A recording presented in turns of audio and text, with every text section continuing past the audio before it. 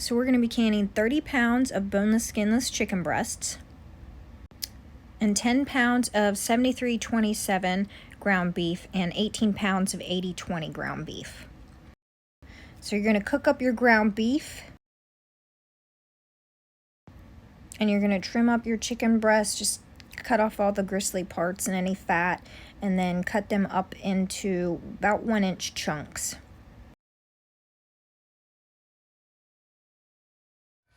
Okay, so this is going to be my first canning video.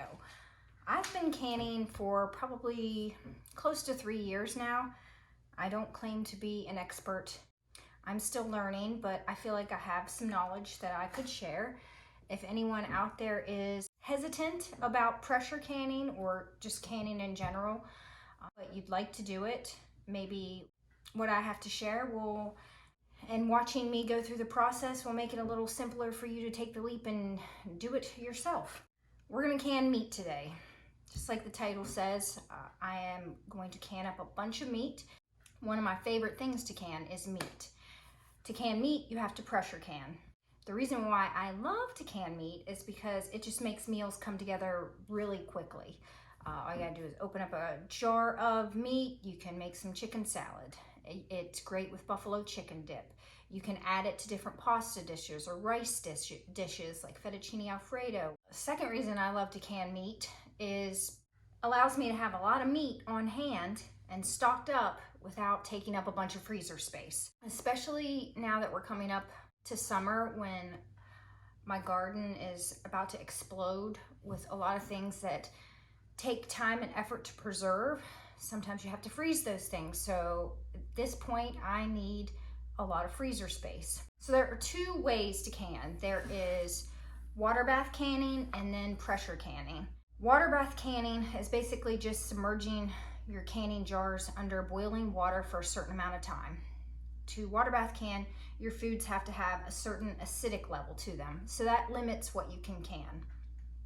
You can can tomatoes, certain juices, things that you add acidity to. I've mostly pressure canned because there's just a lot of versatility to it. You can can meat, you can can straight vegetables, you can can soups, stews. So I like to can things that all I have to do, pop the can, dump it in a bowl, warm it up and eat it. Easy. And I like easy. A lot of people think that pressure canning is like this big scary thing. It's really not. I myself was I had a little bit of trepidation the first time I canned. I wanted my husband to stand by me and help me and make sure I had the process right, that I didn't, blow up the house. But nothing happened. There's a lot of safeguards, and one thing I will tell you to get is this book right here. It's like the Bible for canning. It's Ball Complete Book of Home Preserving. It's got tons of really awesome recipes. It has really great instruction on pressure canning. Like it tells you, we'll get to that, about how much weight on your weight gauge or how much pressure, for your elevation that you have to have. It's a really good book. So if you're thinking about canning, this would be the first thing I would get. So let me go over some of the tools that I have. I just have, it is the Presto, what is this quart? I have both of them. I have the larger quart, is it 30 quart? I can't remember. And then I have this one here. But these are just the Presto. It says Presto there on the handle. You'll need a pressure canner. You need one of these things to go in the bottom. And if you have the larger one, you want another one that separates the jars. So you always have to have this on the bottom. So you don't want the jars to be sitting right on the bottom of your pot. It can make them shatter or break. For the lid, it comes with your pressure gauge here. Now when it's not in use, that's why this is not attached to this right now. You want to take it off. So I'm going to go ahead and hook that up so it's ready to go. So I've got that on there now. Like I said, when you're done canning, take it off. Another thing that you want to make sure that you do each time is to lubricate this right here. I've already sprayed it with some Pam spray, or you could use, you know, whatever oil that you like to make sure it, you know, it keeps it in good condition so that it doesn't dry out and crack. So after use, I usually oil this down. Sometimes before, if it's been a while since I broke it out, I'll re-oil it.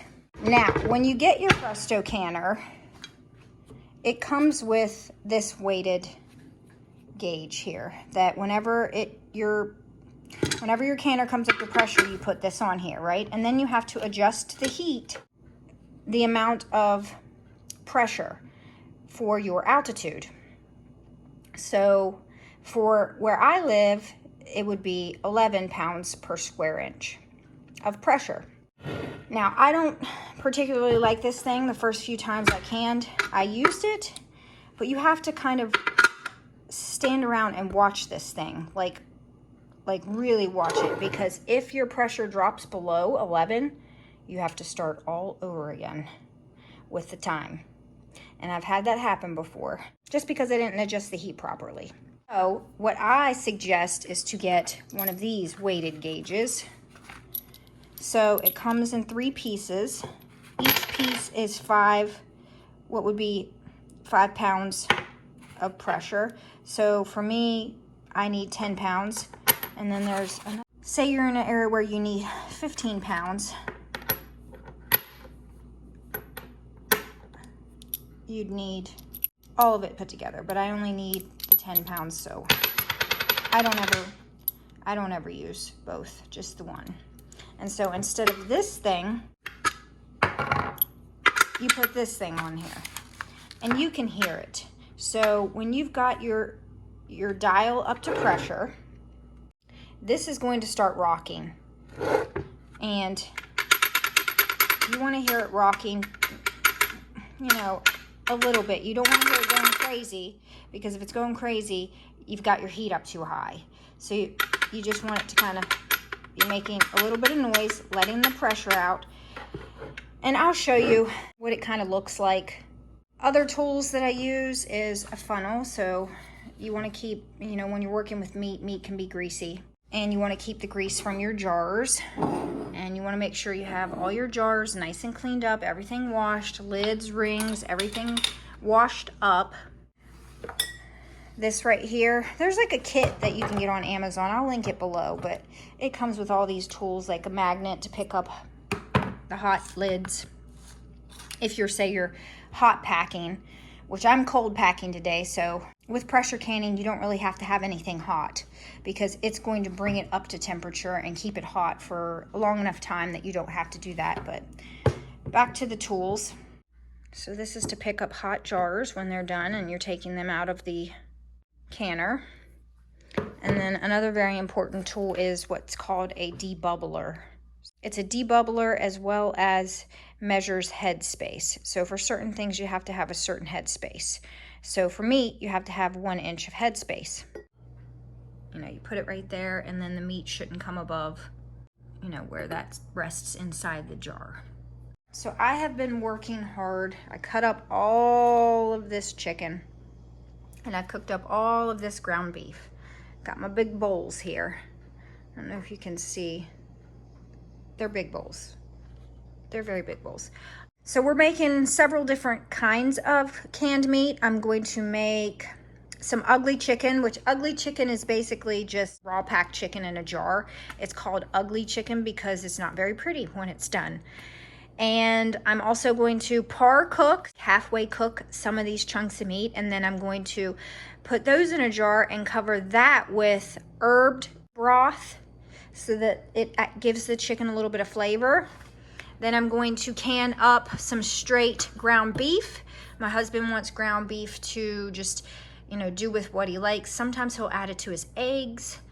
Sometimes we make these things called steamers, which is it's like a yummier sloppy joe.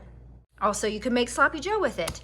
And then I'm also gonna make some taco meat. So I'm gonna add taco seasoning and I'm gonna can some of that up. So let's get this going. I have a lot of canning to do. All right, we are gonna start with the chicken first. I'm gonna use my funnel. All right, so I'm gonna add half a teaspoon of salt. And I have canned the chicken without the salt, and it turned out just fine. And then you're just going to fill the jars with chicken.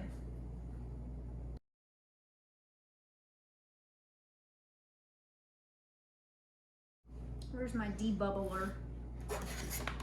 Make sure there's not a lot of air bubbles stuck anywhere at the bottom. If you have like a big air pocket and the air gets trapped in there, your jars won't seal, or they'll seal and then unseal. Now this does shrink down and creates its own juices. So when I raw pack chicken, I don't add liquid. The herb chicken, I will add liquid.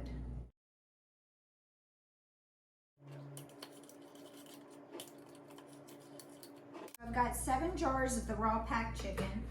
The next thing I'm going to do is I'm going to make sure that the rims are really, really clean using vinegar. And I usually do this twice.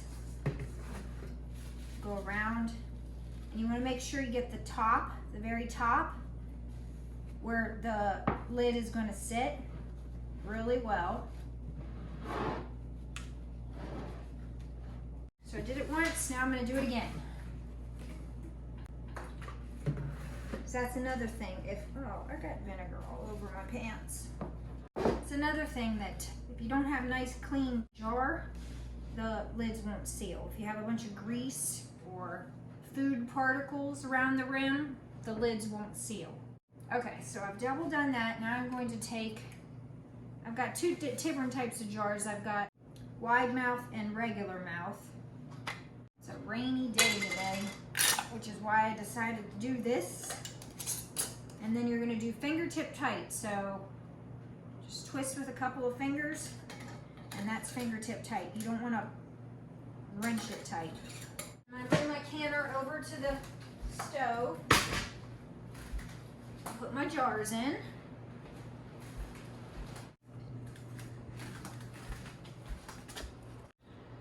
Then you're going to add water.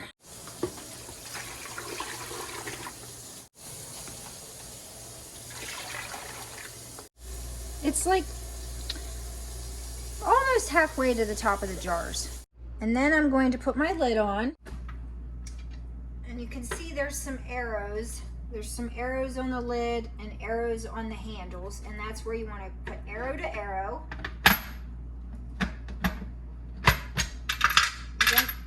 You don't want this on there yet, so I'm going to take that off.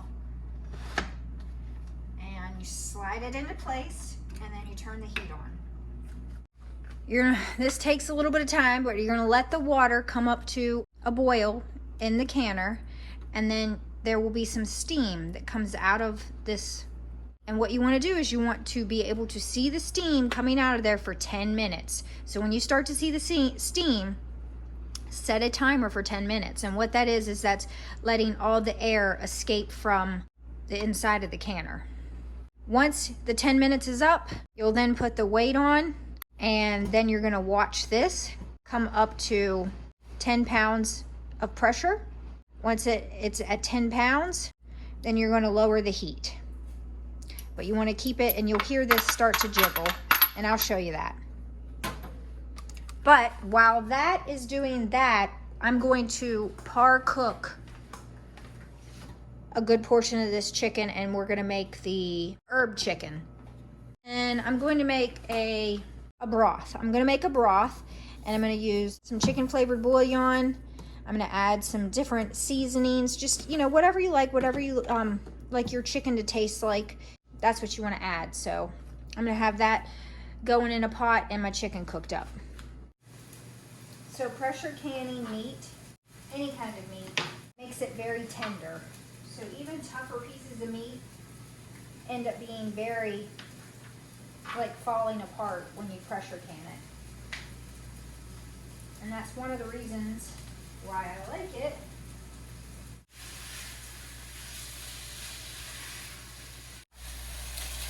And I don't think I said, par cooking, it makes the chicken look a little prettier in the can. So that's why some people will par cook. It also, I think, helps keep the chicken in a better shape. It doesn't fall apart as readily as if you just raw pack it. But basically you're just cooking it a little bit to where you can't see the pink anymore. All right, so for the broth for the herb chicken, I'm just gonna add a big dollop of the chicken bouillon. Just eyeballing. You can't flavor canned chicken too much. It seems like when you can, the flavor ends up being a lot milder than you would think.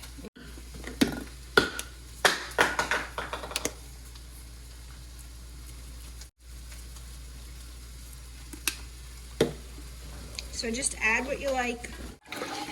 I mean, you don't even need to cook this. And I'm not going to bother to do that. I am going to just put this, it'll cook with the chicken in the jars.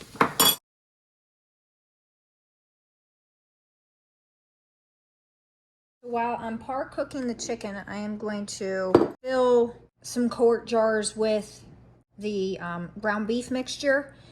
I know I want to do a couple with taco seasoning, but for the most part, I think I'm going to leave it plain like this, and then we can just add it to whatever we want, like spaghetti sauces, or add it to soups, things like that.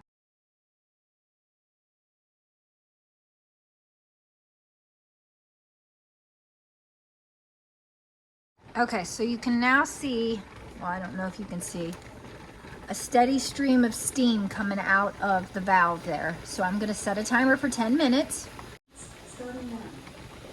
Once that 10 minutes is up, I'm going to put the weight on. Okay, it's been 10 minutes, I'm gonna put the weight on. And then we're gonna wait till this comes up to that darker mark, I think it's 11. And then you'll hear this start to shake, and you're gonna turn the temperature down.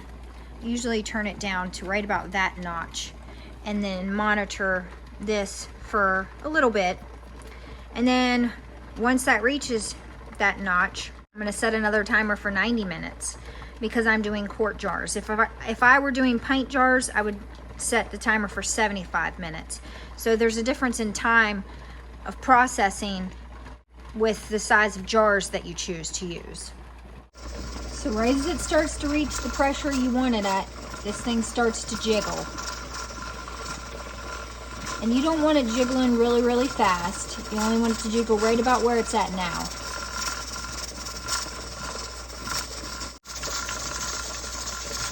I've got 7 jars of beef all put in the cans, but I still need to clean the rims. And then it was perfect. I got 7 more jars of, once I put the broth on them, will be the herb chicken. So I'm just gonna ladle the broth into each one of these until it has 1 inch of head space.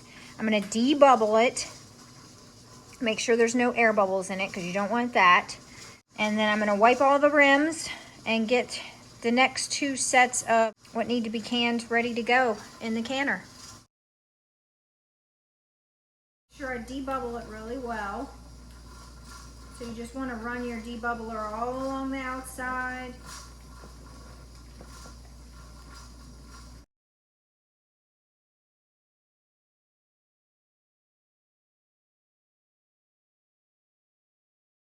For the taco meat, I'm just going to add some of the meat back in the pan. Add a little bit of water. Like I said, when you can, you tend to have to add a little bit more flavoring than you normally would if you weren't. So I'm really gonna load it up with just gonna finish off this bag here. So I'm just gonna cook this up. Make sure the seasoning is mixed in there really well and that I have enough seasoning in it. And then I'm gonna put this in some jars. It has now been an hour and a half. So I'm going to turn that off, and that's all I'm gonna do. I'm going to leave it on the heat, but turn the heat off. And as the pressure comes down, this stops rocking, I will push it back off the heat a little bit. You want to slowly bring the temperature of your canner down. If you do it too fast, you get what's called siphoning, which is where the liquid that's inside the jar oozes out of the jar, which thereby creates like a greasy area around the rim, and then you might have issues with your jar's sealing. You got to take it slow. So just turn it off, leave it on the heat, walk away. I'm going to come back in like 15 minutes. Okay, it's probably been about 15 minutes and it's down to 0. But do you see this little thing right here? It is still up. I cannot stress enough, do not mess with anything with your canner until that falls down. Don't take the weighted gauge off. Don't try to take the lid off. Wait till that falls. When that falls, it means there's very little pressure inside the canner and it is safe to take the lid off. But don't try to rush the process and slowly let pressure out by messing with your weighted gauge. I've tried it before. It doesn't end well. You can break your jars, as well as, like I said, I caused myself a lot of siphoning and jars not sealing. So just let that fall. Like you'll see, there's still pressure if I touch it. And okay, it fell. Once that falls, then you can slowly take your weight off and then open your lid. When you open your lid, you want to open the lid away from you. So I didn't get to canning all the jars last night, so I'm taking them back out of the fridge. And then the ones I did finish canning, I'm just taking the rings off of the jars, and then I'm going to make sure they sealed by picking them up. Oh, that one didn't seal. Darn it. So I'll be using that in a dish later on tonight.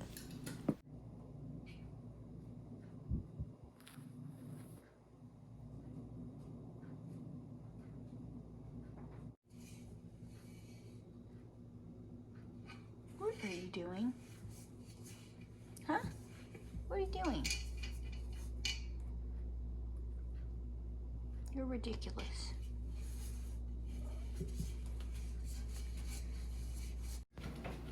I'm just washing up the jars, making sure they're nice and clean.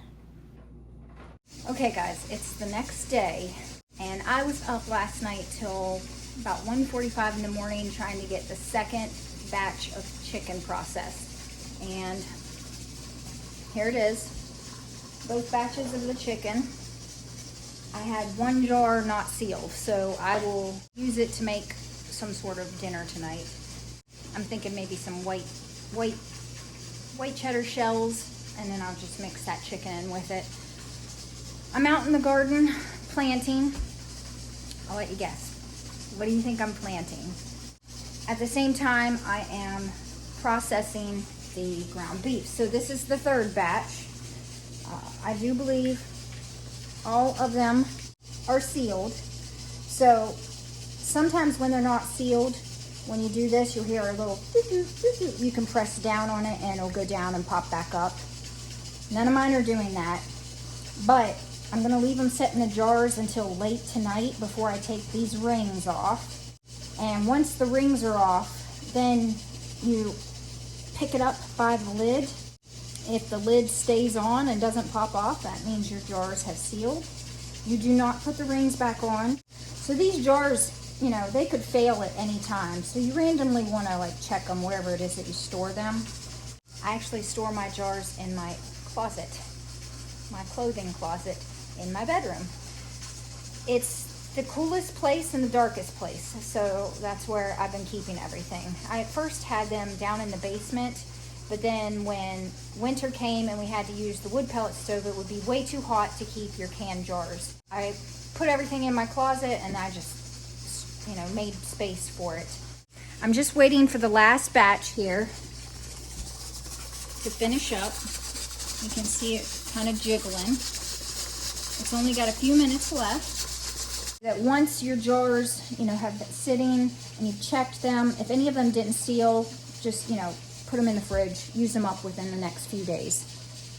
After a day, you want to wash them. So, like, especially with meat, they can be a little greasy. So just use some soapy water, wash them, because especially around the rim here. You wouldn't want the food to start to mold or, you know, gross. It attracts, and it can attract rodents too. You wouldn't want to do that. So make sure they're nice and clean before you store them away.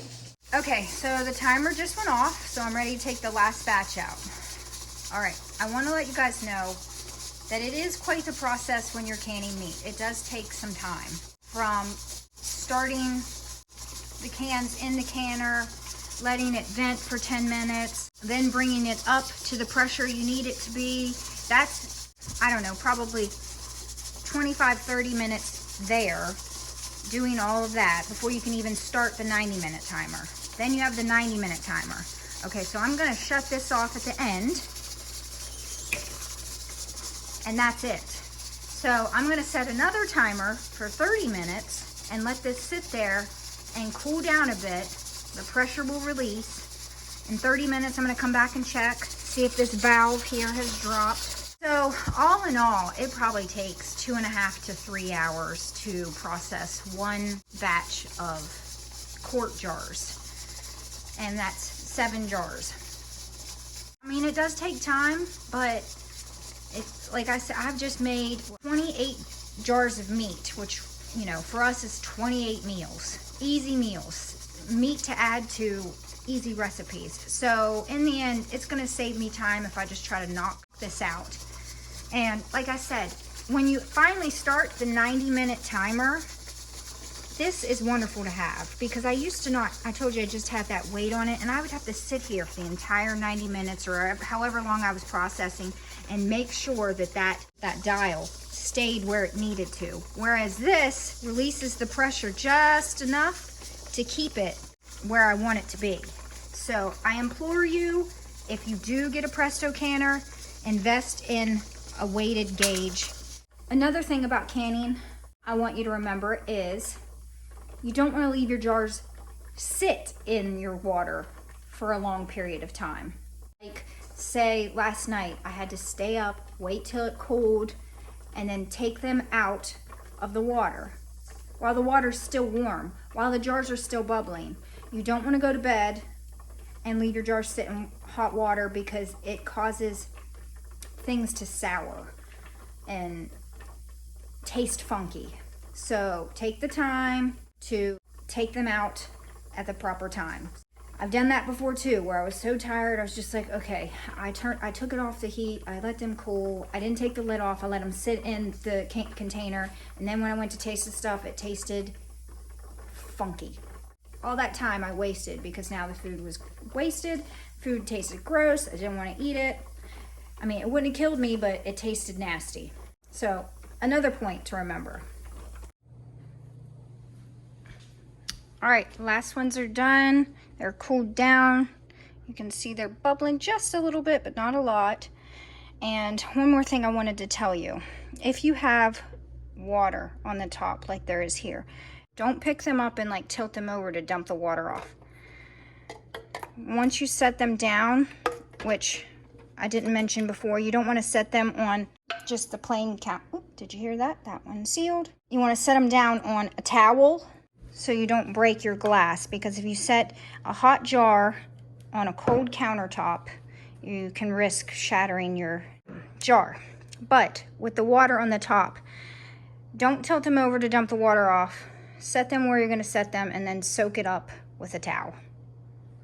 There's about 58 pounds of pressure canned meat right there, sitting there. Quick, easy meals. I'm going to store it away. One last thing that you want to make sure that you do, label. So at least put the month and the year on the top of your containers.